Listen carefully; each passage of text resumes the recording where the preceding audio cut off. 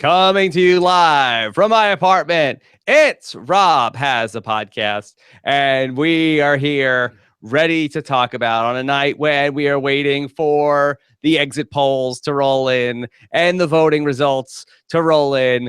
That is what we're here to do with huge stakes, much bigger than anything going on in the presidential election. I'm Rob Cesternino. Welcome back to our coverage. Of course, the man who is running all of the exit polling here, the great Taran Armstrong. How are you? I'm great. The people are calling me Taran Silver. I don't know if that's a good thing anymore, but it's happening. And also, guess what? I have a lawyer on my team. That means I'm super smart. Isn't that a great secret? Watch out. Taran is lawyered up, everybody. Watch out. Taran, will you be pressing charges? Will you be filing a suit against any of the trolls harassing you on Twitter this season? Oh, yes. Lots Class of them. action I have lawsuit. my own personal lawyer now. Yes, very exciting. Alex Kidwell is with us as always. Alex, how are you? Hi, Rob. Hi, I'm in the field right now. That's why my lower third isn't working. Yes. I'm having technical issues, but I can at this time, even though the precincts in the Big Brother house will not be officially closing until late tomorrow night. I can go ahead at this time and confirm that one member of the sisters will, for sure, at least one, will be leaving the house tomorrow. Okay, all right. So one person, one of the two sisters, you're saying will be leaving the Big Brother house on Wednesday night. That's what you're hearing from people in the field? At least one. Yes, Rob. At least one. Okay. Alex Kidwell, thank you very much for your report on that, and more to come as we are here live. Hashtag RHAP. It is 6:17 p.m. Eastern time. I've already gotten some flack on Twitter criticizing me for podcasting as we await the results to our long marathon. We thought that Big Brother 18 was a marathon. The election, the over 600 days of election coverage all comes to a head later on tonight. But look, that I have to do my job. Like, what am I going to do? Sit there and watch cable news for 24 hours a day? Right? That's what live feeds are for. Yes. I don't have to watch the live feeds. We'll check in when it's time to do the weekday show. That's what we'll do later on tonight. So we are here, and what a way to pass the time as we wait for the real life election results to come in. And we'll talk about all of the Big Brother news that matters here tonight. And so very excited to get into a lot to talk about here with everything that happened with the America's nominee, plus the veto ceremony. A lot of fireworks this afternoon coming out of the veto ceremony. The sisters twist has been revealed to Shelby. So a lot to talk through here on a very exciting show. But first, some business of our own that we need to take care of. Of course, that we have finished our round one of the So You Think You Can podcast competition as we hunt for the next member to join the Big Brother live feeds. And we have had what a fun week it's been with Alex, Taran, and Brent, each hosting their own shows on robhasawebsite.com. Taran, is it weird for you to go back to not hosting a show today? No, I just have to flip a switch, and then I go into guest mode again. Or guest correspondent mode, yeah. Perfect. All right. And of course, Alex, you hosted your show on Saturday as well. And tonight, I have I take no pleasure in revealing the results. I'm not like Jason at the veto ceremony taking glee in letting two people know tonight that they will not be moving on into round two. So I'm going to do the best I can to try to just rip the Band-Aid off here as we go through. We allowed a 48-hour voting period for each of the shows that we did where people could vote. With our poll as conducted by the tabulator, Kurt Clark, the best in the business. Nobody questions his poll's results. He goes through it with a fine-tooth comb to make sure there's no irregularities going on, and that is exactly what he did. So first, we had our round one between Team Brent, which, of course, was Leanna, Cam, and it was Dustin that did their show back on Thursday. And I can all did a great job. People loved Team Brent. It was a very fun show. Brent was a great host, but I am very sorry to say that Cam will not be moving on to round 2. So the next Team Brent appearance will be Brent with Dustin and Leanna coming up on, when is that going to be? On Thursday? Yeah. Mm-hmm. The person that moves on out of Dustin and Leanna, they will be joining in round 3. But they will be joining Jordan Parhar for a very special edition of the Big Brother Happy Hour, the reality TV Happy Hour, where Jordan Parhar will be hosting with the 3 people that graduate from Team Alex, Team Brent, and Team Taran. So moving on to Team Alex. Alex, of course, you hosted on Saturday. Are you nervous? Yeah, you can't see it because I'm doing it below the camera. I'm ringing my microphone cord right now. Like, I'm just ringing it senselessly. I've never been this nervous on a podcast before, Rob. Okay, so well, okay, all right, that Alex. should say I'm something. sorry. I'm sorry to say. High anxiety. All right. Of course, Team Alex was Puya, Nad, Adam, and Aman. That's right. That's our 4. Hey, look, that had 4. Of course, that they have 4. That what we need to do here is we're eliminating 1 person tonight, and then it will be a double elimination coming up in round 2 for Team Alex. Again, we have to make the numbers crunch, and I'm sorry to say that Nad will not be moving on to round 2. Great job by Nad. A lot of people really liked her. Everybody was great, but I'm sorry to say that that's how the voting went. We had over 1,000 votes cast for the competition, and those are our round 1 results so far. So we're down to 8. We will have, after our 48-hour voting period closes on Friday, I'll reveal the person who's going home from Team Taran. You're not getting off the hook easy, Taran. Well, we'll see about that. Okay, we'll see. Well, I don't know what you're going to do, but yeah, somebody's going home from Team Taran. All right, so let's get into, and again, thank you so much to Cam and Nad for their great work. What I would like to do is, in the future, I'm hoping to hear from some of these great people that we find. I'd love to hear from them on other podcasts, whether it's Big Brother or something else. We have so much to cover, so I do hope that we can find some new RHAP stars in the making on this search for the next live feed correspondent. All right. Great job so far by everybody in the competition. And I really do appreciate how respectful the audience has been in terms of how they've been looking at everybody. And I think that everybody's been very positive so far. So turning away from things that are very positive, let's talk about what's going on in BBOTT. All right. Okay. All right. So let's go through the news of the last couple of days. And I guess why don't we start with going back to Alex being named as America's nominee. I know there was a big push for Chrissy to go up. I heard a lot of what Taran had to say on the show last night. Alex, do you want to weigh in at all with the decision of America to nominate Alex instead of Chrissy? I mean, one option had a lot of potential outcomes and a lot of possibility for variance and excitement. And America said, nah, I'm good. Yeah. I'm cool. Okay. So Alex ends up going up on the block. We end up with a really high stakes veto yesterday, which I got to watch live. I have to say, very exciting. The first time I was able to watch a veto ceremony or a veto competition play out live in person. Really exciting. It involved balance, that we were carrying balls across the balance beam, getting them into their slides. Taran, do you want to touch on any highlights from the veto competition?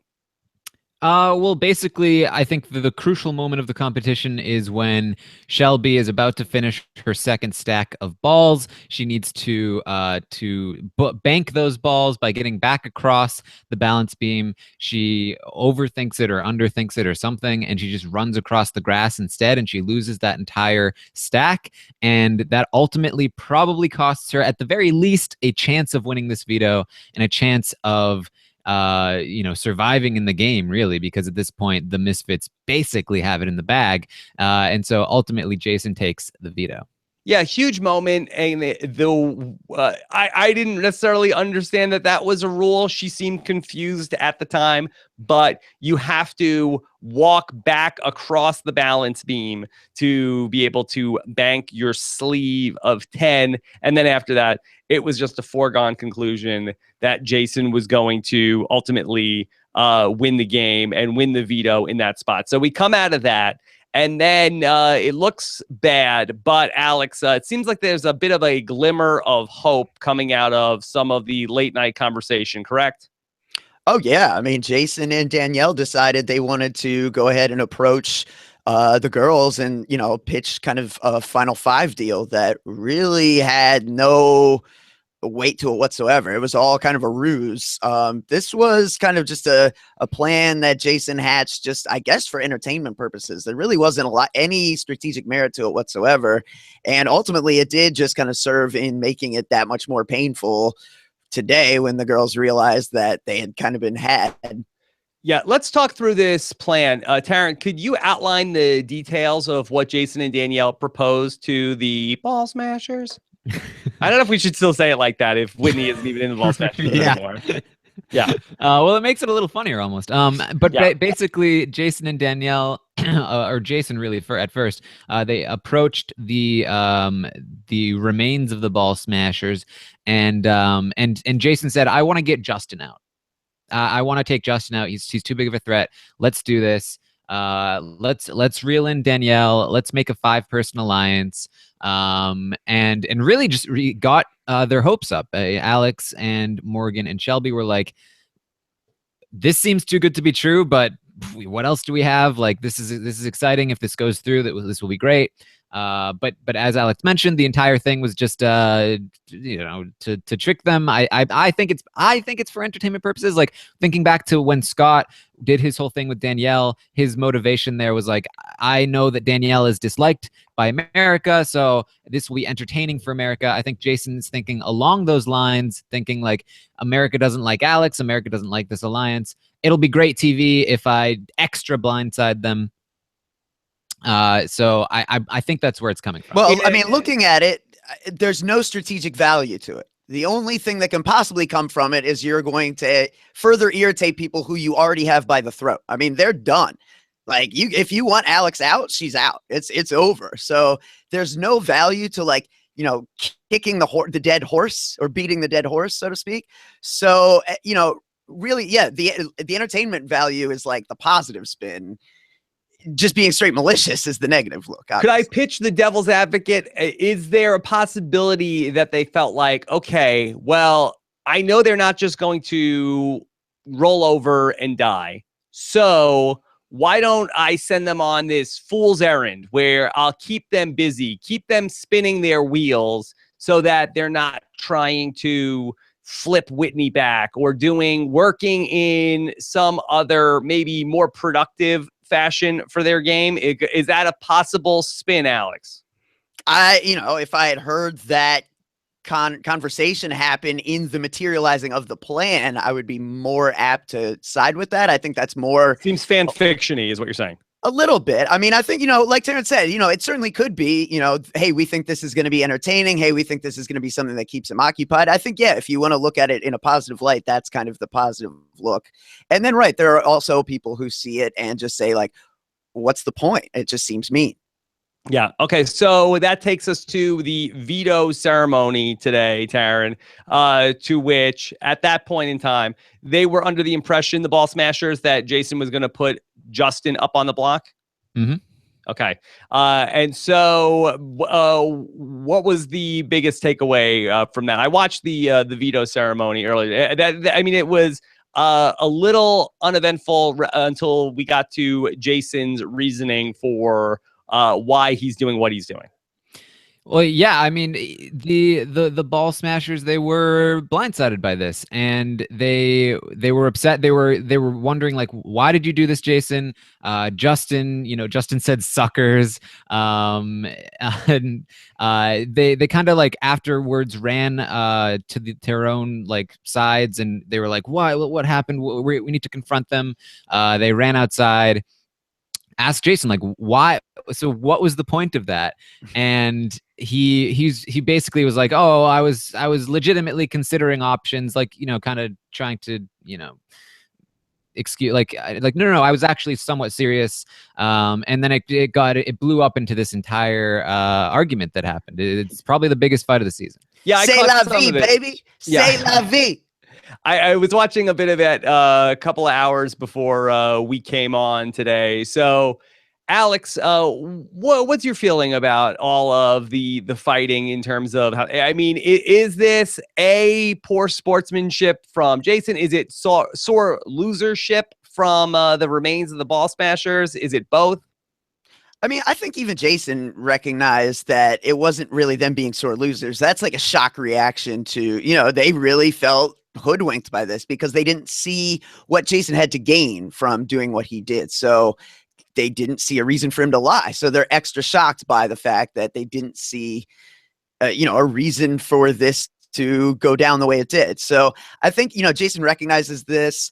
And I think, this is a moment of, like, to me, this is like people being a little bit of sore losers. And we've seen both sides do it this season. And it's not a good look when anyone does it, I think. But it's one of these things that kind of happens through the nature and the psychology of this game through like 50 some days of stress that people kind of just get, on the roller coaster of the game, and your reactions become higher when it's good, it's good. And when it's bad, it's really bad. So, Alex, when you say sore losers, are you talking specifically about from the plastic side of things? No, I'm saying, like, in this case, I think it's a little bit of like the other side being a bad winner.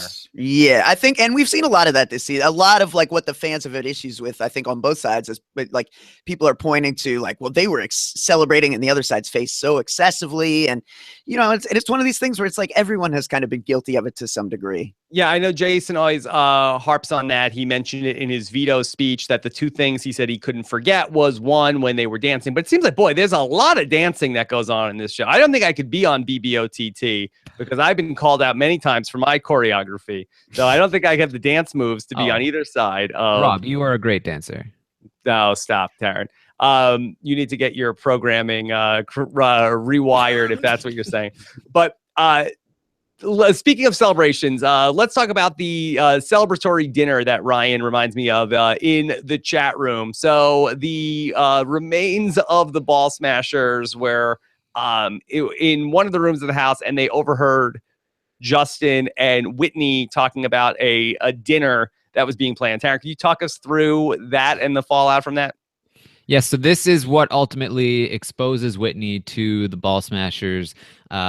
She's talking with Justin right after the veto competition about having a celebratory dinner, and they're like, wait, she's up there talking to Justin right now about celebrating after we just lost, and one of us is definitely going home. Like, clearly they had already suspected for a long time that Whitney had sold them out. And so they took this as concrete proof. Like, this is clearly an example of Whitney has sold us down the river.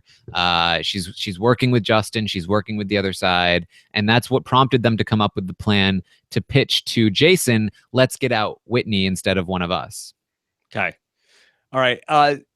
Alex, any other long-term ramifications from the celebratory dinner fallout? Like, where does Whitney stand in the minds of the Plastics? Will we see a confrontation between her and them? Celebratory dinner gate. No, Right. I think what's come from that is, what was going to come from that has kind of come from it, because as Taran mentioned, you had the situation yesterday where they heard her talking about the dinner and kind of, asked, what are you talking about? What's that about? And she played it off as, well, I mean, celebrating for, Justin's no longer a have not. And, later they didn't really buy that. Like, Justin's been he stopped being a have not 3 days ago. That doesn't make any sense. But then today, right after, the renomination ceremony, they kind of asked her again, like, so again, like, what was that about? And she said, oh, it's because Justin's not getting backdoored.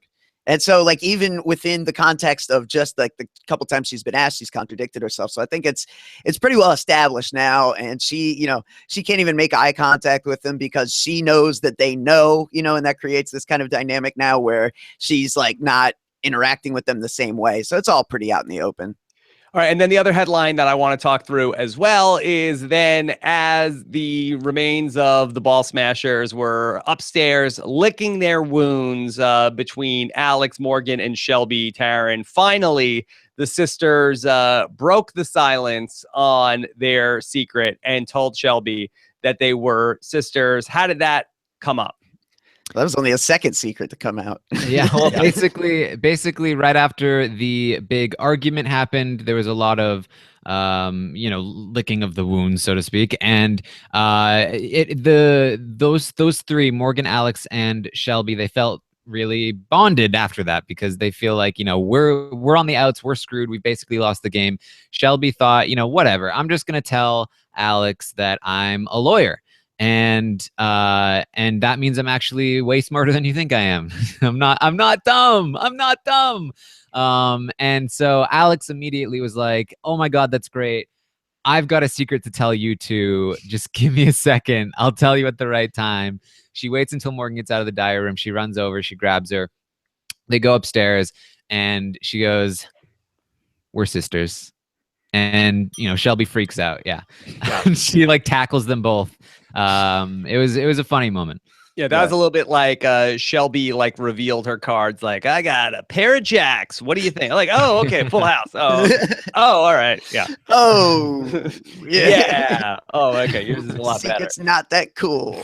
Wow, I've been holding on to this thing for 60 days. Yeah. All right. So now that that's out, Alex, does that change anything at all? Nope, not really. I mean, Alex is doomed. I mean, what's she gonna do? Its lines are firmly drawn. Jason he jokingly drew a new one in pencil last night, only to erase it.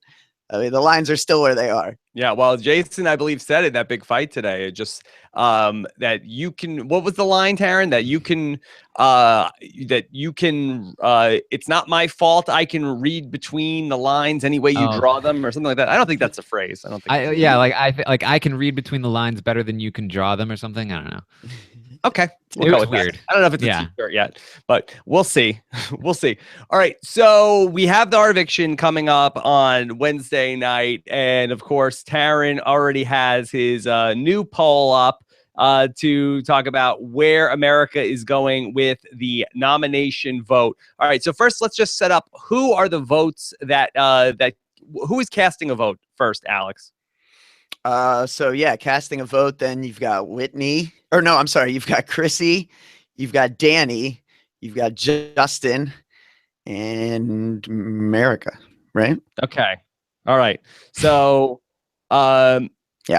That Whitney is cast a vote? No, the block is Morgan, Whitney, Alex. So okay, Morgan. Okay, so Danny. So the votes are Danny, Chrissy, Justin, America. Okay. All right. And so we would imagine that the late night jamboree is all going to be on the same page. So again, this is a situation where America's vote is going to be moot. But Taran, where is your polling indicating that this vote is going? It's currently indicating that the vote will go toward Alex, although Whitney does have a decent percentage given that it's a useless vote, with 38% to Alex's 53%. It's interesting to see ultimately where this is going to go because we've talked about a lot in terms or not so much that we've talked about, but in the idea of sort of suppressing the vote where, if you sort of can really like in talking about in our political system, if you sort of get people not that excited anymore about their candidate, maybe you could suppress the vote. Alex, do you think that this is going to start happening with all of the plastics fans? Where do you feel like that they will start to disengage with BBOTT now that things are looking so bad for their side of the house? Or do you think they have one last rally in them? Well, potentially. I mean, I think it's kind of a mixed bag. I think you are definitely seeing some people start to feel disenfranchised the way we talked about kind of early in the season by the outcome just kind of not going their way. They feel like they invested a lot of time and energy into this thing and it's not playing out at all the way they feel like it should. Then conversely, I have seen like there's the other side of the coin, people that feel like, they're ready to, like burn it all to the ground, basically. And there is a growing movement to see Chrissy win this game because the Ball Smashers side feel like if all of those people are gone, then wouldn't it be a fitting end to this dumpster fire of a season to see Chrissy as the ultimate winner? Now, I had written that in the chat room during your show yesterday, Taran, as a joke. And I had written that, do you think that we will end up seeing the Ball Smashers fans eventually, if all of their picks are off the board, will they Sanjaya this thing and vote for Chrissy if they take her to the end? I don't think that people should do that. I don't think I'm going to get behind endorsing that people should do that. But don't you feel like that is the biggest danger for for Jason specifically, in terms of, okay, there is no jury, I can do whatever I want, but is he being short-sighted in terms of really turning off the fans of the other side? Oh, absolutely. And that's the thing, because what it's looking like right now is that there are going to be 3 misfits in the finale. And if there's 3 misfits in the finale, given how, I mean, granted, I think that Danielle probably has the most fans, and we can get into that a little later, but I think that it will be the plastic fans who ultimately decide who wins, because I think the misfit fan vote is going to be split between Danielle, Jason, probably those 2, and then the plastics will be able to decide which between them is going to win. If the plastic fans all go for Chrissy, I don't think they'll be able to pull through. I think they're still a minority. But even so, maybe Jason and Danielle split enough that Chrissy does get the win if they try that. So it is definitely a danger. You don't want to piss off the misfit fans because they are a large contingent, and I think they're going to decide the winner. It's interesting, and I feel like that this is sort of like where we start to get into the cross-section of this election that we've talked about for so long with the BBOTT. And I think that both of the candidates in our political, in our presidential election, I think have probably or certainly gone too far into not making the other side feel included in what they're doing, where it's like, I'm here for my side, and it's all about my side and making my side happy, and I'm going to attack the other side. But there isn't any sort of reach out to the other side to say, like, hey, you can also feel good about me winning the game. And I really feel like that Jason and the people from the Late Night Jamboree have done a bad job with this and are sort of being short-sighted, that there is going to potentially be fallout in the vote, Alex. Yeah, well, and that's why I thought, certainly early on and even into recent weeks, that Justin was such a strong contender to win this game, because here's the guy who's on the right side of things, who's not like saying the wrong things. He's just kind of doing his thing. He's where he needs to be in terms of the numbers, but he's not getting any of the heat. But yeah, then in recent weeks, I think, for whatever reason, he has kind of like joined in more in some of like kind of the thing like Taran talked about earlier, where he's like calling people suckers to their face and stuff like that. Like, it's funny, but it's not going to win you the fans you don't already have. I thought Justin had crossover appeal, and I've been talking about him as the biggest threat to win this game all season long. And I'm not sure if he has that anymore. I think that he's losing it. And I do wonder, I know that Danielle has been a trendy pick for a lot of people to say that she could potentially win the game. I do think that there is a fracture coming to the Late Night Jamboree side of things, where we're going to start to see, like, between whether, Bernie and Hillary and Trump and the other Republican candidates, where, a fracture in the party. I wonder if that the Late Night Jamboree is going to start to fracture off as well into a Jason camp and a Danielle camp. And then again, where's the Justin camp going to go? So that may end up being the storyline as we go down the stretch. But I really feel like that Jason was in the best position to do this. And I still believe that Jason is probably going to be the likely winner. But I would have liked to have seen for him a pivot where he could start to go from the guy who was sort of the polarizing figure on one side of the house, but then start to reach out across the aisle and start to be a person that everybody could get behind. But I have to say, I've been disappointed with his ability to do that. And the thing to me that I saw that I really did not care for that he did was when I watched this veto competition play out, and when he won the veto, and I said, what a great moment this is for Jason, where he goes into this house and then ends up, he won the veto the first week, but he hasn't really been winning a lot of competitions. And then sort of at this crucial moment in the game, he wins the veto and then proceeds to immediately just start yelling, eat a D-I-C-K, eat a D-I-C-K, eat a D-I... What? Who? Why? All Who y'all does hookers. this? Who says that? What is that? He's you know, he's amped up. Lots of Misfits fans say it. They say it to me on Twitter all the time. Someone told Taran to eat a D just They yesterday. actually said to choke on it. So Oh yeah. yeah. You know, Wow. I mean, why? Who said, like, it wasn't like, somebody was, yelling at him, lose this competition. It just, that to me, it just does not speak to being a representation of what this season is supposed to be. I mean, I think that BBOTT already was dealing with the stigma of being sort of a lower season of Big Brother, not even a real season. And then here's Jason, who for all intents and purposes is going to probably end up being the face of BBOTT. I don't like how he's carrying himself, and he's not elevating himself to me as somebody that you would, hold up in high regard as one of like, he had an opportunity here, I believe, to be sort of like, if not on the Mount Rushmore of Big Brother, sort of like, okay, well, we can hold him up as, this great player. And I think that he is the best player in this game, but it's not my style. I don't like this. I can't imagine somebody winning a Survivor Challenge saying anything like this. I can't imagine one of the great Big Brother players. We have emotional moments, but that was way too crass in my mind. Yeah, it was like a crass Boogie celebration. Like it was worse than Mike Boogie, which kind of says a lot. But I think that Big Brother OTT is kind of it's like the underbelly of Big Brother, right? Like only the crazy people are watching this show, and it's having an effect on the house guests themselves. Like they have. It's almost like strangely interesting to watch how they have gone from the very beginning when they were all so friendly to each other, and it usually devolves from that, but it has devolved so much. Like every single person in that house is a worse person coming out of that house. Like they have done terrible things to each other. They've all been hypocritical. They've all whined incessantly. Like it's kind of crazy.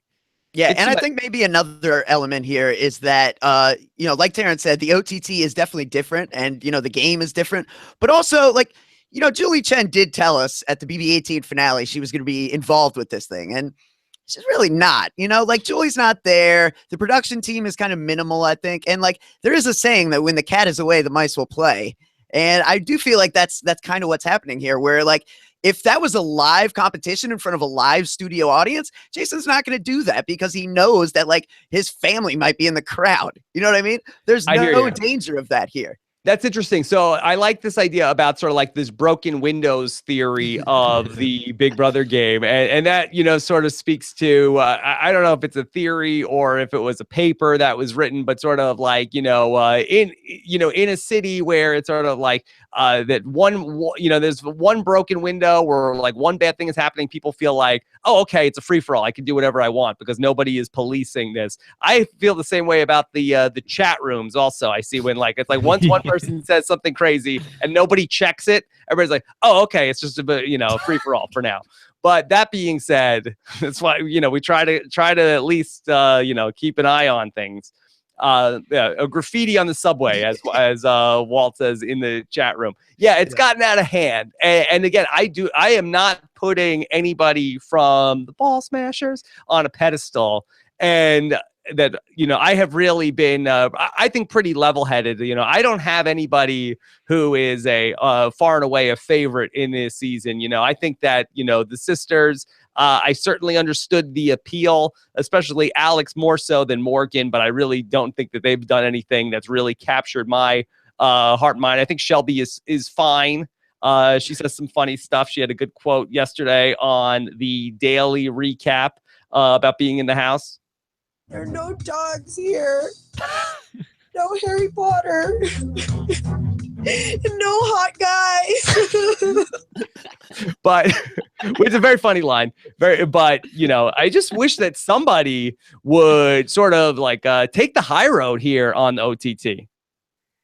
Yeah, that would be great because I mean, it would be great for them. I do feel like if there was one person here who, you know, like I thought Justin would be, if one person even just like stops doing anything really and just kind of like starts sleeping, I think they'd be in better shape. Like I think, you know, Chrissy is doing better with anti-fans now because Jason and Danielle are like the most recent offenders, so to speak. If she were to start like antagonizing Alex and Morgan and Shelby, then she would lose the people who are currently mad at Jason and Danielle. It's a weird kind of a dynamic. Yeah. Now, again, before I get too much on a soapbox, am I being hypocritical, or am I at least, you know, getting history wrong, Taran? Is this a part of every season of Big Brother? I mean, going back to, you know, different seasons of the show, you know, there's always a point where people are like, okay, well, this person was, you know, if we go back to, oh, Andy was saying, you know, we could say he's a really good winner of the show. And, oh, he was saying terrible things about Alyssa when she was gone from the house and stuff like that. Is this just a part of every Big Brother season? And we don't really have the TV show 3 times a week to give us sort of the narrative of the edit where we can see a more polished version of the show? I do think it happens on every season, but I do think that this is an amplified version of that. I think it's gone deeper than it usually does. You know, I think probably the most comparable season is season 6 when both sides hated each other so much. And I do think that the sides also has something to do with it because these people haven't even really socialized with each other. So they really just demonize the other side so much. And that doesn't usually happen as much on a regular season without sides, without America votes. So I really do think that this is definitely more than maybe we've ever seen, but definitely in recent years, more than we've ever seen. Okay, so let's, instead of the season commentary, let's get back to the game a little bit. So we're heading into the double eviction coming up. Presumably Alex going home in the first part of the double eviction, leaving us 7 people heading into this, where Jason can't play in the HOH competition and neither can Shelby. So that leaves 5 people competing for HOH. It will be Chrissy, Danny, Justin, Morgan, and Whitney competing for the HOH. And basically, if not for Morgan winning the HOH, it will presumably be Morgan or Shelby going home in the double eviction, Taran? Yes. Okay. Alex, do you have any faith that Morgan will be able to win this? She needs to. She hasn't really won anything yet, so it's hard to want to bet on her. But if she doesn't, one of those girls are definitely going to go home. And as someone who likes good, entertaining feeds that are spontaneous, I don't necessarily want to see, you know, an HOH competition where as soon as it's over, I kind of know what the outcome of the entire night's going to be. So, yeah. Taran, I have no feel for Morgan in this game as a player. I certainly had a feel for Alex and who she was as a character. I know almost nothing about Morgan except for the fact that she's Alex's sister. Is there a possibility that she could emerge with her sister being out of the game? Yeah, I mean, I guess, you know, if she manages to survive next week, I do think that she has the capability in her to infiltrate back in with the other side, because I think after the double eviction, the misfits are going to turn on each other 100%. I think whether it's Jason going after either Whitney or Jason or Justin or whatever, like they're going to start to attack each other. And if Morgan is the sole person on the outside, they're going to try and pull her in. She was always somebody that was good at being social and integrating herself with other people. In recent weeks, she got a little caught up with what Alex was doing and got too attached to Alex, and she let her social game go, and that was kind of a fatal flaw for both of them. But with Alex gone and potentially even Shelby gone, I do think that she could reintegrate herself, but I don't think she can win the game. And there have been conversations. I mean, as Taran's alluding to, you are already starting to see people think along those lines. Chrissy and Justin have talked about how they may, certainly, at least with Whitney, want to take her past Danielle. So those conversations are already beginning to happen to varying degrees. Okay. I think the interesting scenario for tomorrow night might be what happens if Whitney wins HOH in the double eviction in the second part, Alex. Has she talked about that with anybody in the house? Yeah, I think that's really an interesting scenario. To me, that's the one that really is fascinating because logic dictates and the pressure will be on her to put up the two people who have just seemingly betrayed her, the two people who she feels now isolated against in Morgan and Shelby. But that's really not good for Whitney, the individual who wants to win a game for one person as a winner. Yeah. Really, she needs to find a way to kind of like subvert that and maybe take out a Danielle or, I mean, even a Jason, because if she managed to get Jason out somehow, Justin becomes much, much more loyal to her by default. But Taran, isn't the move for Whitney to throw this HOH, or do you feel like that she starts to need to add to her resume so that people, at least in the end of the game, could start to get behind Yas Queen Whitney? I mean, she needs to throw it. There's no good move for her. She has said that she will put up Morgan and Whitney, Morgan and Shelby if she wins, which would be a really bad move for her. And I think she would get used and then she'd get dumped. And so I think she needs to throw it. I don't think there's really much of a shot that she goes home during the double. So I think she'll be fine in that sense. And then if she gets through this week, even if Morgan wins and takes out somebody like Jason, that's great for her. If Justin wins and takes out either Morgan or Shelby, that's also great for her. Then she can say, hey, Justin, Chrissy, let's team up, let's do this. And then she has, I guess, a shot, right? Because Justin has been losing fans pretty rapidly. Alex, how come we haven't had a moment on the feeds yet where the ball smashers go off on Whitney?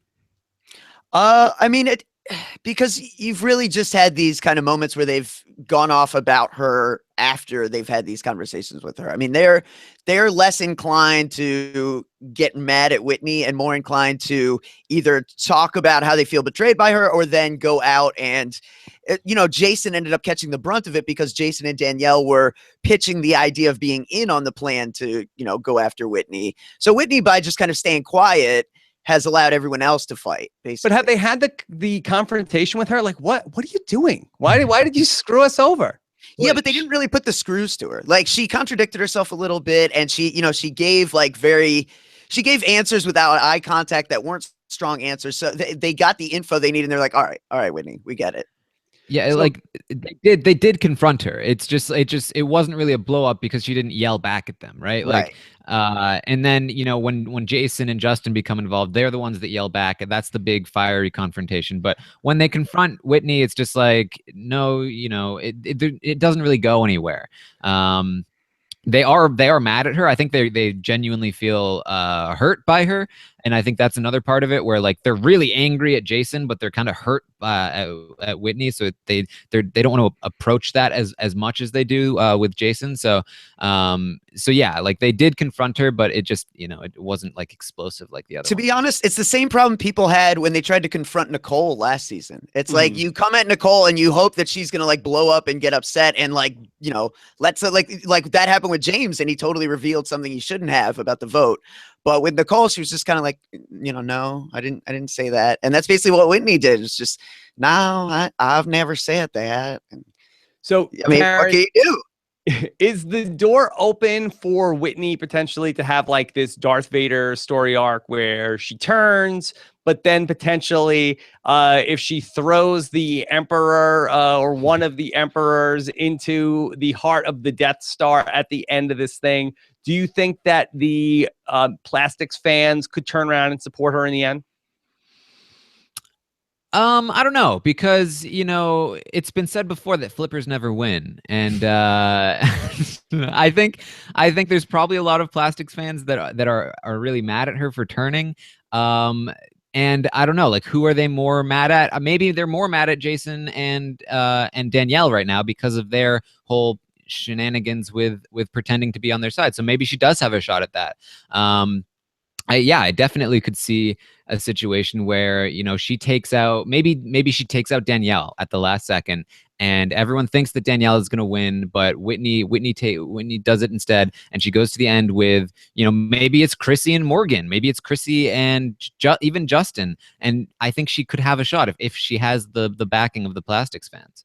Yeah, I had said last week I thought that Whitney was drawing dead. I didn't think she had enough support on either side. But if she's maybe able to articulate to people like, I don't need to go into the whole Whitney impression, but like it was a sinking ship. What did you want me to do? I was supposed to, go down with the ship. Like I got off, and I got to the end. So sue me. Right. And I think that maybe also speaks in part to why they aren't getting as mad at Whitney as they are at Jason and Danielle, because they, to some degree, have to realize that they were culpable in a conversation that was had at Whitney's expense. You know what I mean? Like, did Jason hear the name Whitney come out of their mouth and was then able to go take that to Whitney? Yeah, that happened. So in that sense, like, she is able to deflect blame pretty fairly. Mm-hmm. Yeah. And I know for the people that are fans of, the Ball Smashers and really wanted to see them run the table here, like, got to win a competition. I mean, that's really what it comes down to. There's only so many care packages and things that America had a chance to vote on. And, they just needed to get it done. They needed to win that veto yesterday. And I think you got one last stand here, and that's Morgan's got to win an HOH. Yeah, I mean that is really the only hope whatsoever. Although I do think that Shelby also has a decent shot at winning the game. I think that she has a decent following, and again, if Shelby is the one that survives the double eviction, which I think is probably more likely than Morgan, I think that she is somebody that we've heard plenty of Misfits talk about bringing Shelby along to close to the end, 5-4, and then if Shelby sneaks into the end against Jason and Danielle, I think Jason and Danielle probably split the votes. All the Plastic fans go to Shelby. If the Plastic fans are like 40% of the vote, Shelby could win the game. Yeah. Although it is interesting, I did hear Justin and Chrissy talking together about how they kind of want to see Shelby go first over Morgan. And I don't know if this speaks to that Shelby in recent weeks has just won HOH, or if she's like letting up on her playing dumb act a bit. But I believe people are starting to see Shelby as more of the threat when you compare her certainly to Morgan, who hasn't won anything. And Taran, let's talk about. Okay, go ahead. Oh, something that I would like to see if Shelby is up on the block against Morgan in the double, and it looks like they're going to send Shelby home over Morgan. I mean, Shelby knows about the sister twist now, and I mean, she could throw a Hail Mary and be like, "Guys, you think that I'm more popular than this girl? She was a sister twist. She was sisters with Alex. She's totally going to win if she gets to the end because they're going to vote for the twist." I want to see that. And I think something that's really interesting here is that, people are so sure that Alex is so much more threatening than Morgan, but I mean, neither has more resources or ability to maneuver in the game right now than the other. The only difference that I see really is that Morgan still has a care package that she can win. So that's a conversation no one's having in the house that I feel like should certainly be something you're thinking about with only 2 care packages left to come. Great. Let's talk care package, because that is what we have going into Wednesday night. By all indications, we've seen that Jason seems like that he believes Alex is the biggest threat on their side of the house. He mentioned it in his veto speech. Seems like that the votes are going to be going against Alex.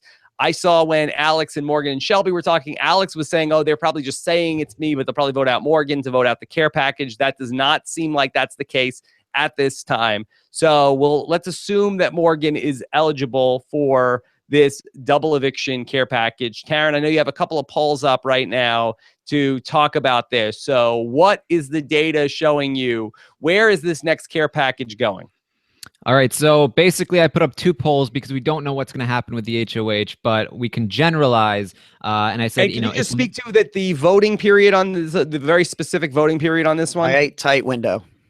Yes. So as soon as the nominations are made, I believe it's at what?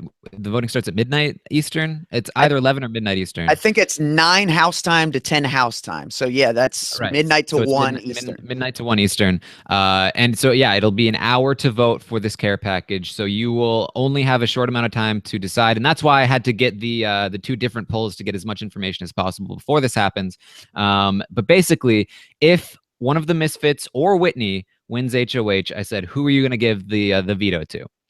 Okay, and there's only 4 possibilities here: Justin, Danielle, Morgan, and Whitney. Yep. Taran, what is your poll showing? The poll is currently showing with 42% of the vote that Morgan will get this care package. She will get the veto. Okay.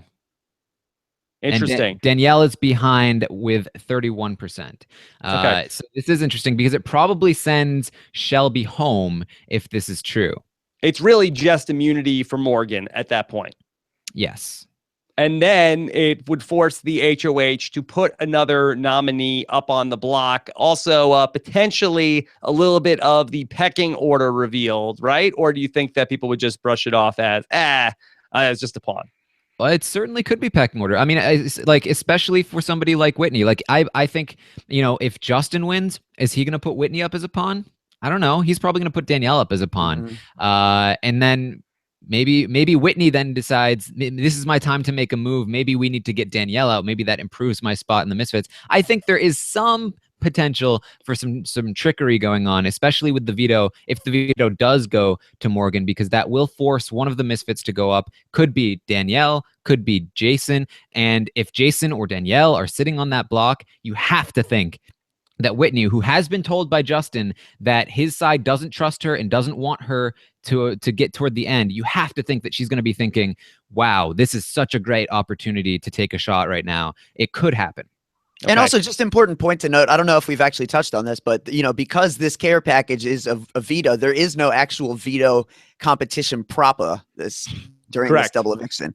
We're just jumping from HOH ceremony to care package, or to another eviction, and then ultimately another HOH competition. Okay. All right. So, Taran, talk us through then the second part of the poll. If Morgan wins the HOH, who will people vote for the double eviction veto? Yes, and this one was interesting to me because basically if Morgan wins the HOH, one of the Misfits are going home. And so this is essentially, who do you care the most about? Who do you want to save? And Jason can't get it, so he can't get those results. But to me, I figured it's probably between Justin and Danielle here. Who has more fans, essentially? And based on what I've seen, Danielle is killing it. She has 46% of the vote to 18% for Justin. So based on my poll right now, it looks like Danielle will crush Justin in the finals if she makes it there with him. So yes, Danielle should be looking like she will get the veto. She will be saved if Morgan does get this HOH. Can we just talk through what that vote would look like potentially? So Morgan wins the HOH, okay, Taran, and then she would put up what, Jason and Justin on the block? I would think so. Not necessarily. They've talked about how they kind of almost feel like they want Justin to win now after the Jason and Danielle thing. Also because, Justin already has money and they feel like it'll impact his life the least. Like they're getting really spiteful about it. And Justin has money? Yeah, they're saying like, Justin's loaded, so who cares? It doesn't matter if he wins. Alex, Whereas is that like true? I don't know. I mean, he's got that restaurant. Somebody on Reddit went there and said it was pretty good. So, okay. Well, I think they have this perception that he does based on some of the things he said. I forget the specifics of what he has said that's given them that impression, but they definitely have had that impression. Say la vie, baby. Yeah. So yeah. Okay. So I think there's a decent shot they decide to take a shot at Jason and Danielle. Maybe they put both of them on the block. Who knows though? They haven't really discussed it because it hasn't really been. I mean, they're concentrating right now on like one of us is going home and this sucks. The game's basically over. Yeah. Right. And Yeah. At this point, America will not have a vote in the double eviction, correct, Alex? Correct. No America's nominee, no America's eviction vote. So hypothetically, in a Morgan HOH with Jason and Danielle on the block, then only Shelby, Whitney, and Chrissy will cast a vote. So it's only 3 votes there to evict. And Justin. Sorry. So Shelby, Whitney, Chrissy, and Justin. Okay, so 4 votes. Yeah. And so there could potentially be an HOH to break the tie. Yeah. Yeah. So basically, with Danielle having the veto, I think it's the ultimate nominations will probably be Jason and Justin, or maybe if Danielle decides to save Jason, it will be something like if Jason and Justin are the initial noms and she saves Jason, it'll be something like Chrissy and Justin, in which case I think Justin probably goes home or Jason goes home. So Depending on where those votes fall, depending on who's the initial nominees, I think it's going to be either Jason or Justin if Morgan wins the veto or Morgan wins the HOH and the care package goes to Danielle. Now, this also could be a huge waste of a care package for somebody where hypothetically, if we end up with, let's say Christy wins the HOH. And okay, now Morgan and Shelby are on the block. And then now, okay, let's give the care package. Oh, Danielle, you won the power of veto. Okay. I choose not to use the power of veto. You totally screwed her out of a care package. Yeah, but there's only one left. Well, I mean, if I'm a Danielle fan in that spot, then I'm saying, hey, send this to Justin. Poison. Don't vote for your person if one of the misfits is HOH and puts up the 2 ball smashers up on the block. Well, it's getting interesting. We're at this part of the season now where voting needs to almost be strategic. If you're really trying to like engineer someone to the win, voting almost needs to be strategic on a level that I don't think many people are really giving credence to. And I doubt CBS even really considered when they pieced this thing together, because like for a lot of weeks, it was really simple. Just vote the way your people either say they want on the feeds or, you know, what makes sense. But now, I mean, people on the feeds are even actively requesting things that aren't necessarily right for their, you know, mathematical odds. And you've got a lot of fans who are just like not realizing that, right, to assist this person, you might need to actually just bury this person or be at this person's expense. Like there's a lot of odd variables at play here. Yeah, go ahead. No, yeah, I mean that's exactly what's happening. You know, between Jason getting the co-HOH, you know, that was bad for Jason. It's the reason why he's even potentially in trouble this week in the double eviction, and he could have been in a lot more trouble if that veto had gone a different way. To Danielle getting having Alex put up on the block, I still have a lot of people telling me that they think that I was trying to trick them, when ultimately the odds did end up being exactly what I said they were going to be. Yeah, but Taran's not going to pull like a Jason at the veto ceremony and be like, and then Alex going to be like, suckers, you fell for his plan. That's not the case. That's not the case. These guys are giving you the straight scoop. There's no agenda here. Absolutely. Definitely not. Especially not from Taran. Remember that robots don't have agendas. Yeah, like, and I've been very upfront about, you know, if somebody asks me a question, I'm going to give them the honest answer, despite anything. You know, like I'm gonna give them the strategically sound answer that they're looking for. So yeah. No, but Taran, that just like last week when you were trying to give the Danielle fans some advice, I really think that this is a big thing for the Danielle crew, where if a misfit wins HOH here and they already have the ball smashers up on the block, give that care package to Justin. Put that care package on Justin, because now that we widely assumed that final four, that trip to the final four care package, the big care package that's sitting out there like a big matzo ball is just waiting for somebody. And now if you give this one to Justin and waste a care package on him, it's Danielle's for the taking. Does anybody else have a fan? Like, I guess it opens up the door for the Morgan fan. That's a possibility as well.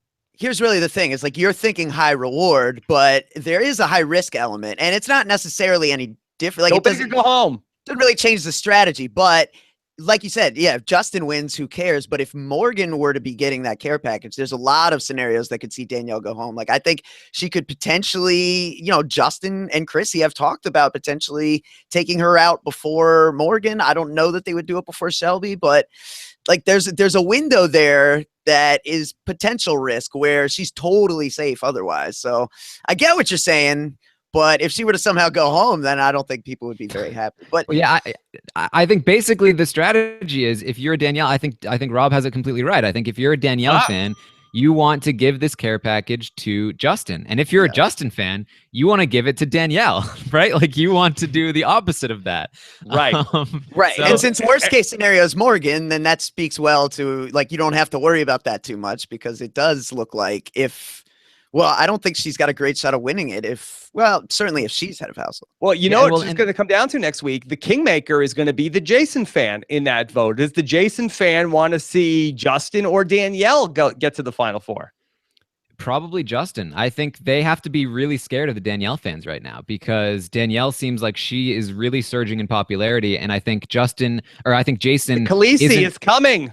Yeah, I think Jason isn't as aware of the danger that Danielle presents in the end as he is of Justin. I think that Danielle presents a much greater danger than Justin does. So the Jason fans definitely want to support, Justin staying in over Danielle. Like this is where the fan things, start to get interesting. Yeah, and it would be a big blow for Jason, who's had a tough road to hoe this season. Of course Morgan gets picked to play in veto because nothing ever goes my way in this game. Nothing has gone Jason's way the whole game, Alex.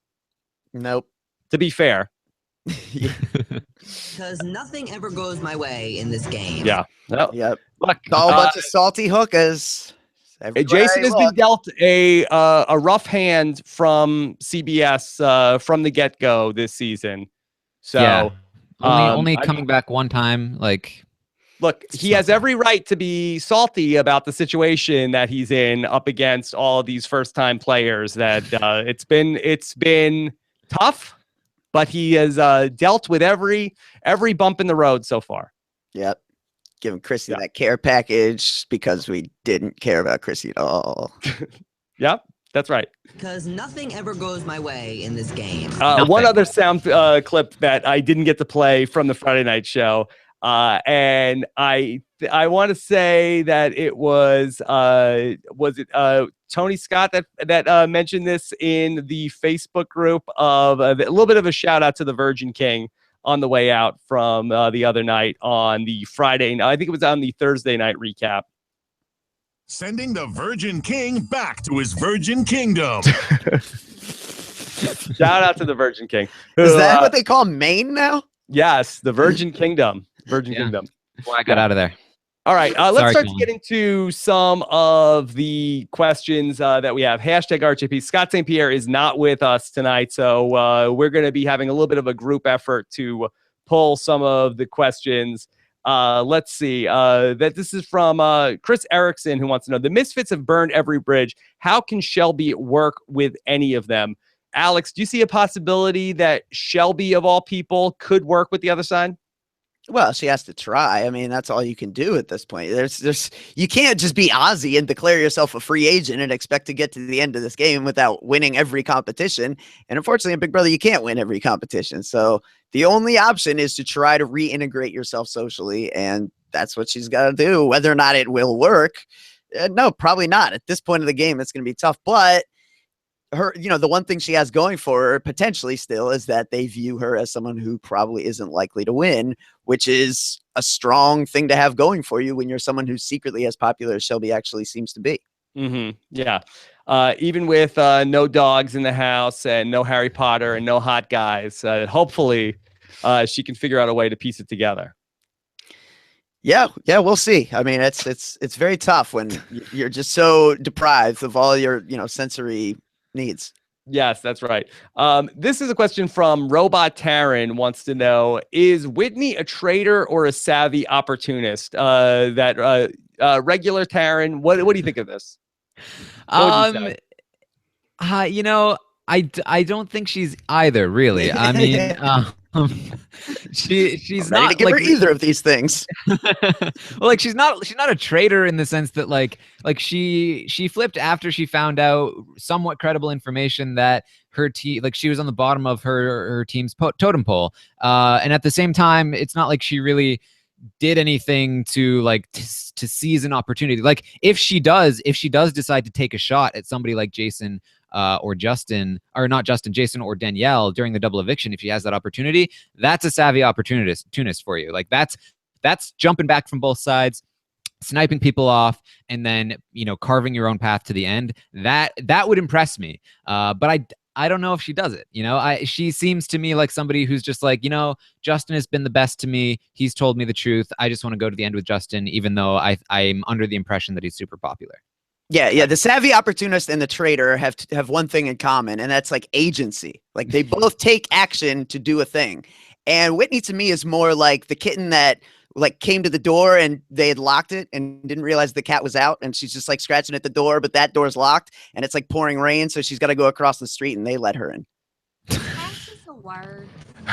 I'll side on the savvy opportunist so far. I mean, I think she was the one person from her side that has the presence of mind to say, I see where this is going and I should at least go and be with the other side. She's managed to get out of that situation and not become public enemy number one in the house. So I will say to that end that she's been more of the opportunist. I like it so far. We'll see. I just think that she ultimately needs to make a move to really end up, that there is not the really fervent Whitney support out there like you have with some of these other players. And I think that she needs to, either get some blood on her hands or win some comps down the stretch. And I think that potentially she could sneak in there as a person who ends up getting 35% of the vote on finale night. Would that be enough to do it, Taran? Yeah. Yeah. I think I think that I do see that, that little sliver of daylight for her if she could pull it off. But I want to see some killer instinct from her, if not in the house, at least in the diary room, in terms of all right, here's what I'm doing. Yeah, exactly. And that's what I haven't seen from her, Not yet. Right.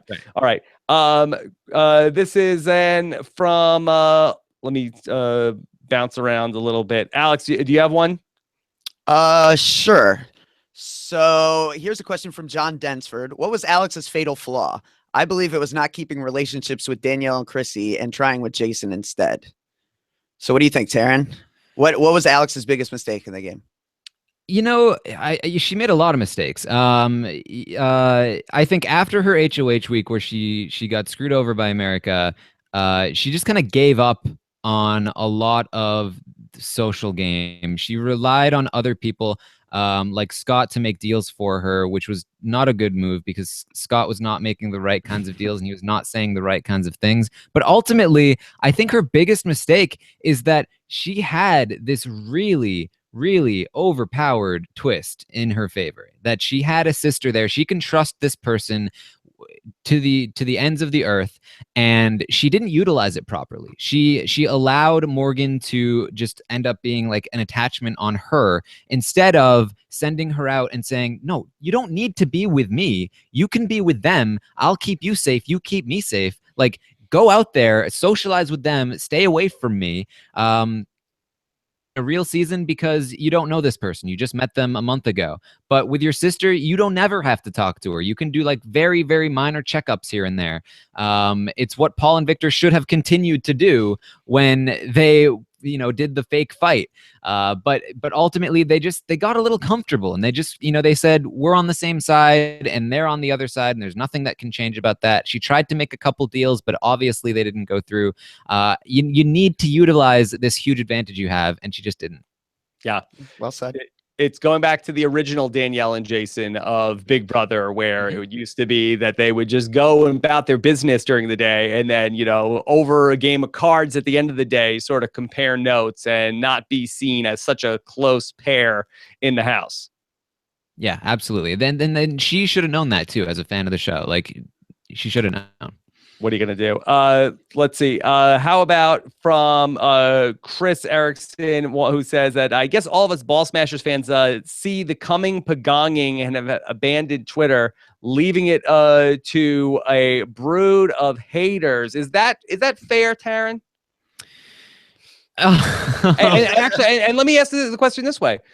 And I've seen this from a lot of people, do the Ball Smashers fans, and I think that this is going to look at this time that this election is not decided, that instead of, hey, my person didn't win, I'm going to take my ball and go home, do the fans of the Ball Smashers need a little bit of a wake-up call to say, hey, are you a fan of the Ball Smashers or are you a fan of Big Brother? Sorry, your people that you rooted for didn't win, but pick up your mouse and start voting for, let's go. That it's, you still have to enjoy you still have to follow the show, even if your favorite doesn't win.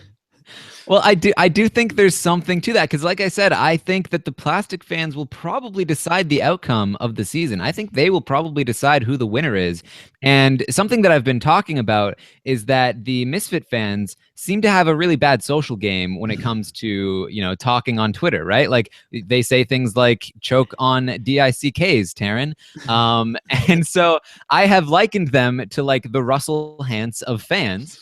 And the majority of them are Danielle fans. We could see the Danielle fans alienate the plastic fans so much that the plastic fans migrate to the Jason side of things. And if Jason and Danielle are sitting there in the end, we could see Jason take it away because of her fans. That's possible. And I don't want to single out people. Like, I know that obviously that what you have experienced is 100%. It's not just me. I get it. I get it. I'm sure that if we talk to people that are really big Jason fans or Danielle fans, they'll talk about, oh, well, this Shelby fan said this to me. Yep. This Alex fan said. Oh this yeah, to me. So it's on both sides. It's on both sides. So I don't want to single out. I looked at our YouTube video from Friday, Rob, and I had a criticism of me being like overly just hypercritical of the Misfits, and then another criticism where like Alex needs to stop being such a white knight and like defending all these Misfits point of view that he clearly doesn't believe it. So like, hey, you can't win. You're right where you're supposed to be. Yeah. Right. Yeah.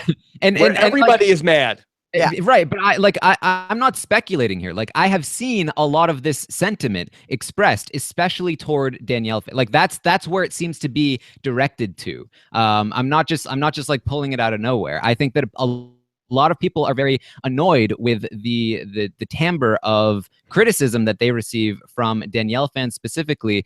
Certainly everyone, but it's definitely there's a section of people that are particularly vocal, and it seems to be coming from a one particular place.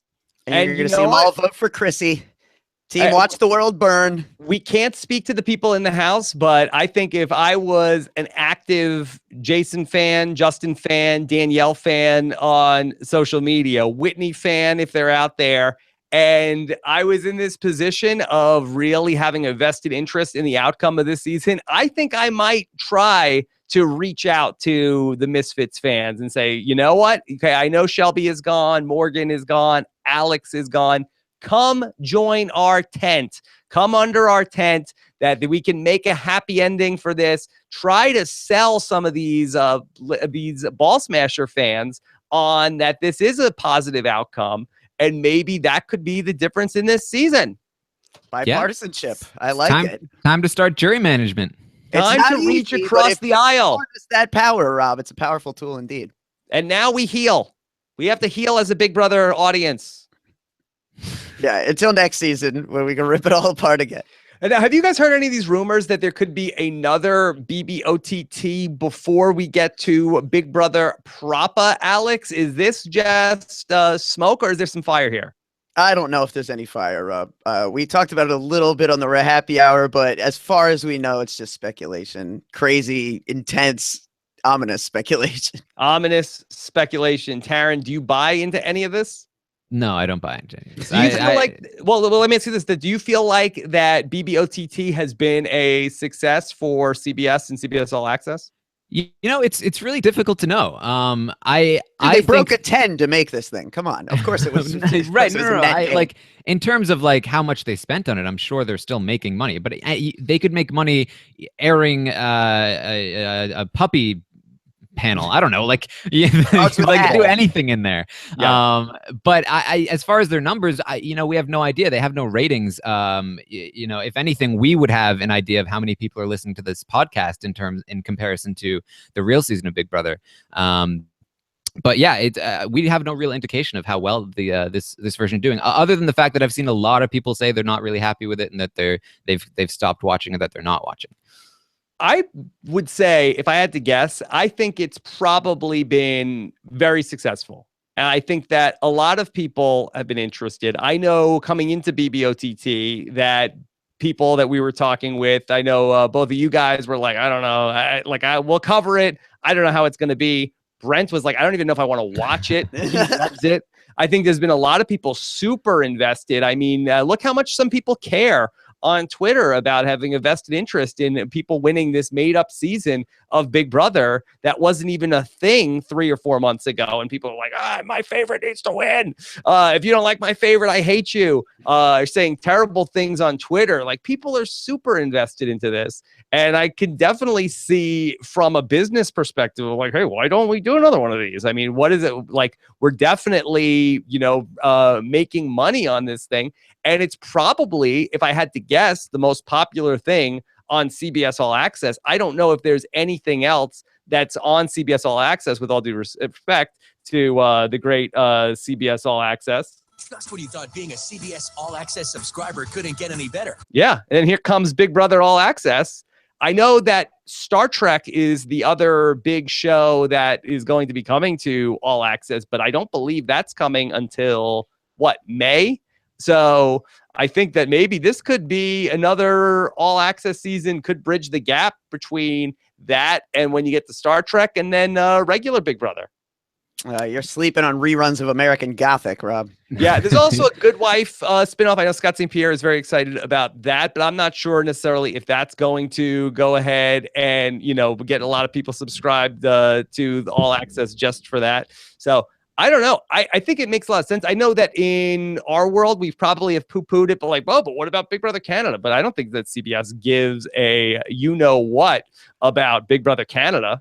I think they should, though. They that should doesn't help them. They assimilate. No, I mean, like, Absorb. genuinely, I think that a lot of the people who watch Big Brother OTT are people that also watch Big Brother Canada, and I think that most people would choose Big Brother Canada over Big Brother or BBOTT. Yeah. So you're saying that they shouldn't counter program Big Brother Canada because people will ultimately could you imagine, Alex Kidwell, if we simultaneously had a Big Brother OTT and Big Brother Canada season happening? We might need to hire 7 new live feed correspondents. Yeah, I just need to. I'd have to get a whole nother, processor so I could have a whole nother set of feeds going at once. Yeah, that'd be interesting. Boy, so a lot to talk about as we go through it. But I do think that I would say, if I had to guess, it would be a success of BBOTT. Yep, I would agree. It'd be interesting. It'd be interesting to see. All right, Taran, were there any questions that you that caught your eye? Yeah, I got one from Cassie, who asks, who is sitting in the best position for the double eviction and who is sitting in the worst position? Yeah, let's do power rankings of the people most likely to go home in the double eviction. So I guess we start with Morgan, Shelby. We have to say, is Shelby the most likely person to go home? I think so, just because, from my perspective, the most recent conversation I heard on the matter was Justin and Chrissy talking about how they want to take out Shelby over Morgan. But I don't know that Jason and Danny feel that way. And Jason has been the one to drive the narrative for that group before. So right. And even if it's a 50-50 ball, that Shelby has no chance to win the HOH. She has no chance to win the veto. Morgan has a shot at both those things. So if I had to do flip a coin, just like on Taran's Twitter, I would say that Shelby is number 1 most likely to go out in the double eviction, and then Morgan is 2. Yep. Unless they wake up and realize the advantage of just getting rid of the only person who can win a care package. So here's where things get interesting. Okay. 3. Who is the 3rd most likely person to go out in the double eviction, Alex? I think it's Danielle. Jason. Okay. Danielle, give me that scenario. Well, actually, no, I take it back. No, I guess it probably is Jason. And do all these scenarios start with that Morgan wins the HOH? I think most of them do. Okay. Like I said, I do think there's a small chance. Yeah, well, I think Morgan gets the veto. She uses it on herself, gets replaced by Jason, and then Whitney decides, let's take a shot at this. That's a very small chance, though. I think there's a lot of scenarios. HOH or as a voter? As somebody who's, or even as the NHOH and convincing Justin to do it. I don't know. Would Justin do it? Probably not, but you never know. I think there's potentially a lot of scenarios where either Danny or Whitney end up on the block, because you could see a misfit win the HOH and then Morgan get the care package. But in those situations, that's pretty much a death sentence for Shelby. So they would just be a pawn. So Danielle would have to then go up on a Morgan HOH. I mean, that it would just be so interesting to see if Morgan wasn't the HOH, how any of the other people go home, because I'm not seeing it right now. Yeah. Yeah, Okay. I think it's like It's not happening. 98% chance that either Morgan or Shelby go home if Morgan doesn't win HOH. Yeah. I mean, I Okay. do feel like there's a chance Morgan targets Justin still, because even though Jason and Danielle were the ones to, kind of pull this ruse last night, I mean, they were talking immediately after the ceremony about like, God, I just cannot stand Justin. So, I mean, at the end of the day, like when you win power, if you have no time to make your decision, I do think she might just go ahead and put up Jason and Justin. Like those are two people who represent big targets. They're seen as big targets, and they're clearly antagonists in her eyes. I think it'd be very exciting to see in that spot where Morgan wins the HOH, Jason and Justin go up on the block, and then 100% then the Justin fans have to rally to give Justin the care package. The Jason fans do what, Taran, in that spot? If Justin gets the care package? No, if Justin and Jason are on the block, where are the Jason voters voting? Oh, the Jason. I think that who would be most likely to save Jason with the veto? I think anybody? Danielle at that point. I think Danielle would save Jason. Yeah, they'd have to give it to Danielle. Danielle would save Jason. Chrissy would go up in his place, and then Justin would get sent home. Justin would go home over Chrissy in that spot. Yeah. Okay. I think Chrissy is the only person who is 100% safe in this double eviction. I think she does not go home in any scenario. There is, right, because there is like a slight possibility that they could get Morgan to put Whitney up, and certainly they would vote Whitney out at that point. Yeah. Okay. All right. And then is there any scenario for Whitney to go home? That's basically it. Like, I think she could end up as a pawn for Danielle, certainly. But I think the only way she's actually in danger is like if Morgan wins, and then, like you said, Justin wins that care package, and then that side is able to talk to Morgan and convince her, look, we'll take you further. We're not going to target you next. Just, go ahead and make Whitney the target now. Because those girls don't necessarily have any love left for Whitney. Okay. And Jason really did somewhat consider the idea of maybe we do need to get out Whitney this week. Not for very long, but he considered the idea because he knows that Whitney is attached to Justin and Chrissy and not him and Danielle. So him and Danielle could take this opportunity to say, maybe we do need to get Whitney out because she gives Justin too much power.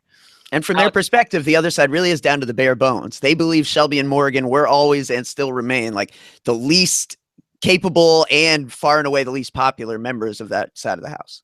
Alex, any final thoughts before we wrap this up for tonight? I kind of do. Honestly, I kind of am hoping Morgan wins the double eviction head of household, just because I think that creates an opportunity for more interesting outcomes. I think it'll be interesting to see what the fans do from that point. And, on the flip side, I just feel like it's going to be a little bit of, the Give up the dream. It's not happening, Alex. All right, you're convincing yourself that if I just get this inside straight. No. Hey, I hope for it until the hope is dead. And when the hope is dead, we make our peace. It's over. It's over. Well, I hope the rest of my evening isn't so morbid, Rob. No, Taran. that Morgan is not winning the HOH tomorrow. You never know. I mean, these competitions, they tend to be somewhat. I said that about Chrissy, Rob, and then she rolled a ball down a ramp. Right, no. It's over. It's certainly possible, but it's very unlikely. It's not that unlikely, but it's pretty unlikely. Mark my words, Morgan is not going to be the next HOH of Big Brother OTT. Are you trying to double bluff here? So I'm being a realist, Taran. I'm telling you the facts. There's a 0% chance that Wednesday night Morgan will be the new HOH of Big Brother OTT. Well, maybe she'll find a hidden immunity idol, Rob. Sad but true. And the couch cushions. Let's face facts. All right. So, Alex, how does this new timetable for the double eviction affect the Wednesday night happy hour with Jordan Parhar? It's probably going to end up being a really late show. I think we're going to end up recording, I don't know, it might be as late as 1 in the morning, because we certainly want to have all the information. It'll probably even be later than that, to be honest, because voting won't end until 1, at which point, like, what's the point of doing a podcast that's going to be outdated in 15 minutes? You know what I mean? Like, we might as well just stay up and record when this stuff ends. Well, you guys do what you want, whatever you think is best. The good news about right now that we are pretty much live with daily content here in the BBOTT because of the So You Think You Can podcast competition. So at some point, Alex and Brent and Jordan will record a podcast on Wednesday, and then Team Brent will be back in action on Thursday. We will be back with you live on Friday to talk about it. And then who's on Saturday? Me.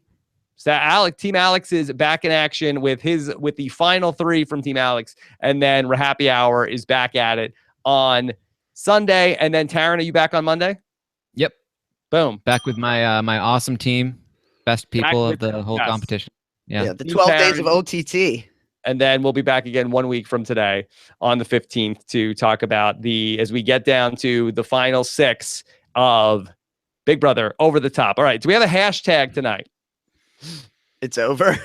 It's over. It's over. Yes. It's over. It's over, Morgan. That's the hashtag. And so look, I'm just trying to be real about this.